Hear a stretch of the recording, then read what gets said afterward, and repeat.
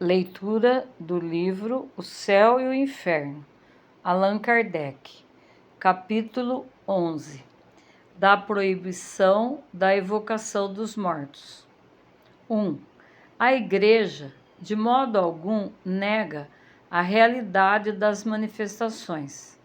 Ao contrário, como vimos nas citações precedentes, admite-as totalmente, atribuindo-as, porém, à exclusiva intervenção dos demônios.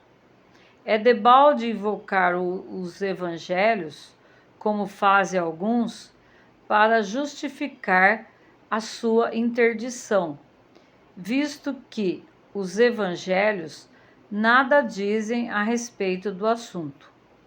O supremo argumento que prevalece é a proibição de Moisés. A seguir, damos os termos nos quais se refere ao assunto a mesma pastoral que citamos nos capítulos precedentes. Não é permitido entreter relações com eles, os espíritos, seja imediatamente, seja por intermédio dos que os evocam e interrogam. A lei mosaica punia os gentios. Não procureis os mágicos, diz o Levítico, nem procureis saber coisa alguma dos adivinhos, de maneira a vos contaminardes por meio deles. Capítulo 19, versículo 31. Morra de morte o homem ou a mulher em quem houver espírito pitônico. Sejam apedrejados e sobre eles recaia seu sangue. Capítulo 20, versículo 27.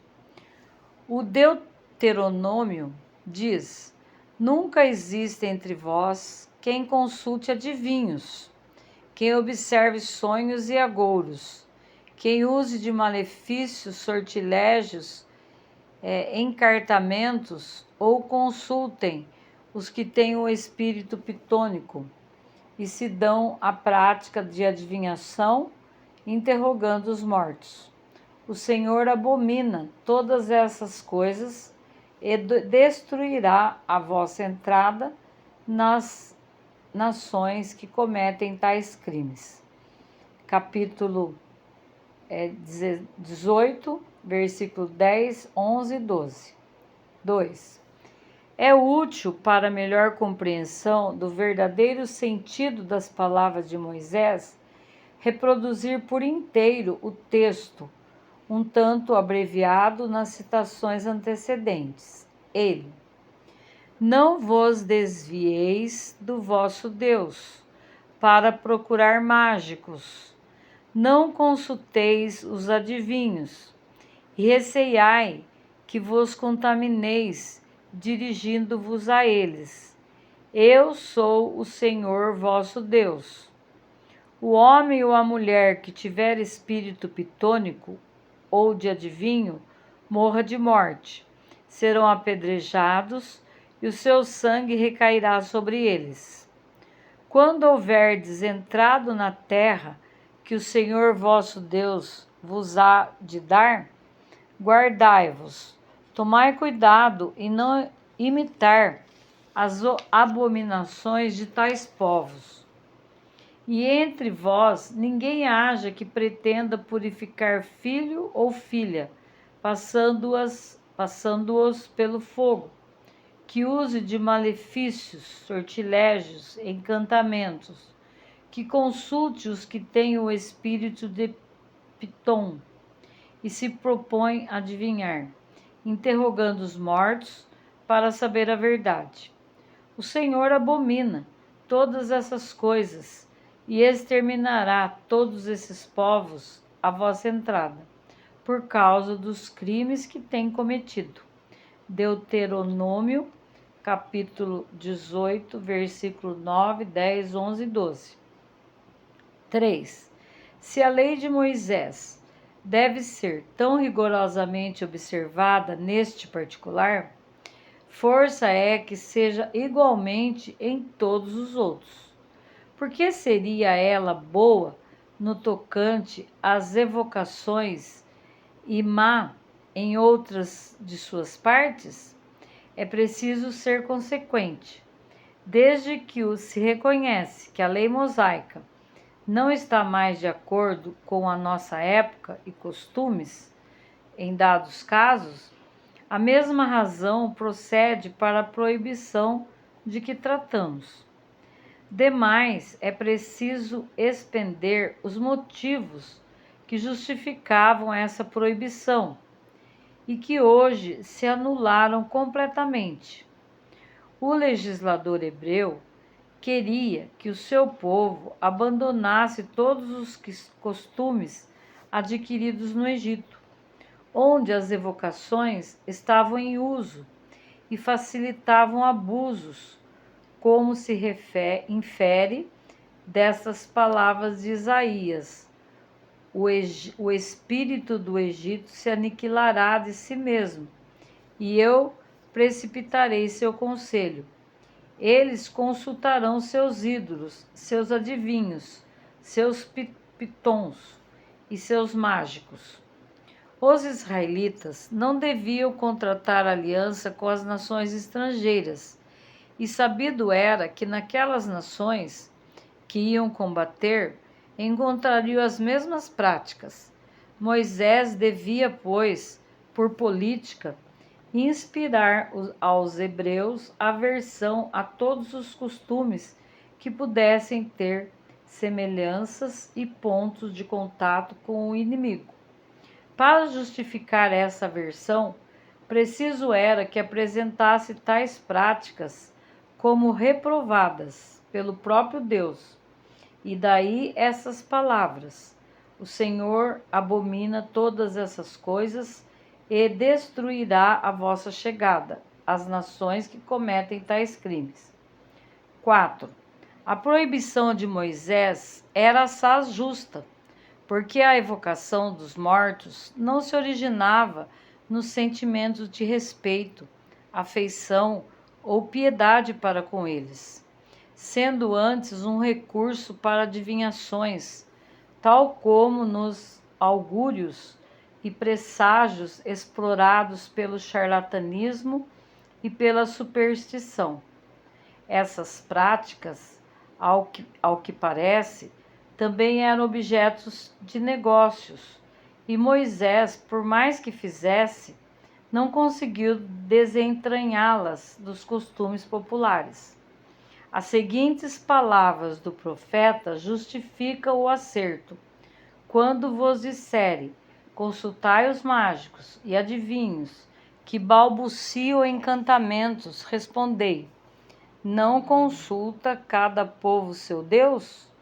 E aos mortos se fala do que compete aos vivos? Isaías, capítulo 18, versículo 19.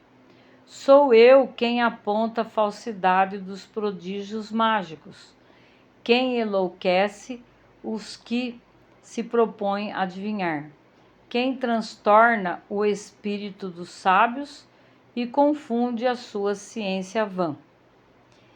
Que esses adivinhos que estudam o céu, contemplam os astros e contam os meses para fazer predições, dizem do revelar-vos o futuro, vem agora salvar-vos.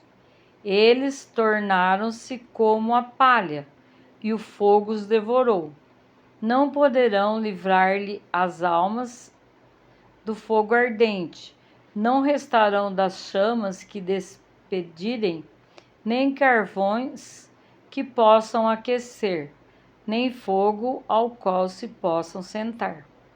Eis ao que ficarão reduzidos todas essas coisas, das quais vos tendes ocupado com tanto afinco. Os traficantes que convosco traficam desde a infância se foram cada um para seu lado, sem que um só deles se encontre que vos tire os vossos males.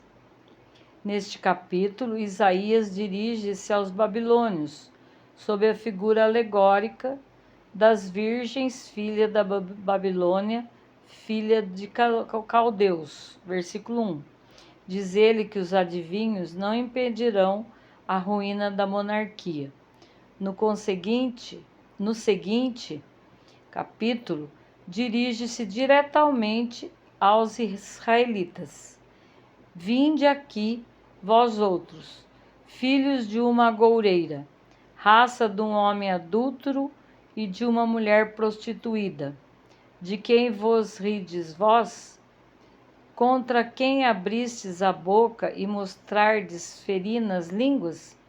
Não sois vós, filhos perversos de bastarda raça, vós que procurais conforto em vossos deuses, debaixo de todas as frontes, sacrificando-lhes os tenros filhinhos nas torrentes, sobre os rochedos sobranceiros, depositaste a vossa confiança nas pedras da torrente. Espalhastes e bebeste licores em sua honra. Oferecestes sacrifícios. Depois disso, como não se acender a minha indignação? Essas palavras são inequívocas e provam claramente que naquele tempo as evocações tinham por fim a adivinhação, ao mesmo tempo que constituíam comércio, associadas às práticas da magia e do sortilégio, acompanhadas até de sacrifícios humanos. Moisés tinha razão, portanto, proibindo essas coisas e afirmando que Deus as abominava. Essas práticas supersticiosas perpetuaram-se à Idade Média, mas hoje a razão predomina. Ao mesmo tempo que o Espiritismo veio mostrar o fim exclusivamente moral, consolador e religioso das relações do além-túmulo.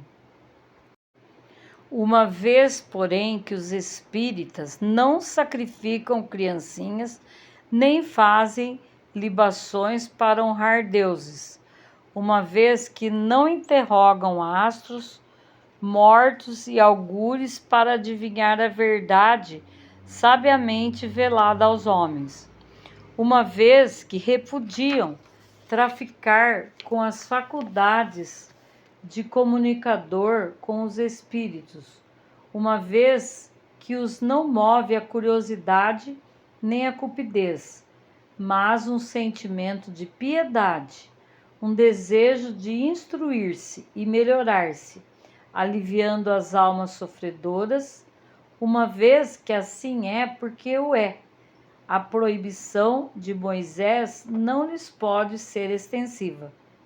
Se os que clamam injustamente contra os espíritas se aprofundassem mais no sentido das palavras bíblicas, reconheceriam que nada existe de análogo nos princípios do espiritismo com o que se passava entre os hebreus. A verdade é que o espiritismo condena tudo que motivou a interdição de Moisés, mas os seus adversários, no afã de encontrar argumentos com que rebatam as novas ideias, nem se apercebem que esses argumentos são negativos, por serem completamente falsos.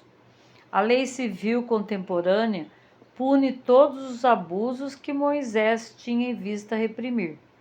Contudo, se ele pronunciou a pena última contra os delinquentes, é porque lhe faleciam meios brandos para governar um povo tão indisciplinado. Esta pena, ao demais, era muito prodigalizada na legislação mosaica, pois não havia muito onde escolher nos meios de repressão. Sem prisões, nem casas de correções no deserto, Moisés não podia graduar a penalidade como se faz em nossos dias. Além de que o seu povo não era de natureza a atemorizar-se com penas puramente disciplinares. Carecem, portanto, de razão aqueles que se apoiam na severidade do castigo para provar o grau de culpabilidade da evocação dos mortos. Conviria, por consideração à lei de Moisés, manter a pena capital em todos os casos nos quais ele a prescrevia? Por que então reviver com tanta insistência esse artigo, silenciando ao mesmo tempo o princípio do capítulo que proíbe aos sacerdotes a posse de bens terrenos e partilhar de qualquer herança, porque o Senhor é a sua própria herança? Deuteronômio, capítulo 18, versículo 1 e 2.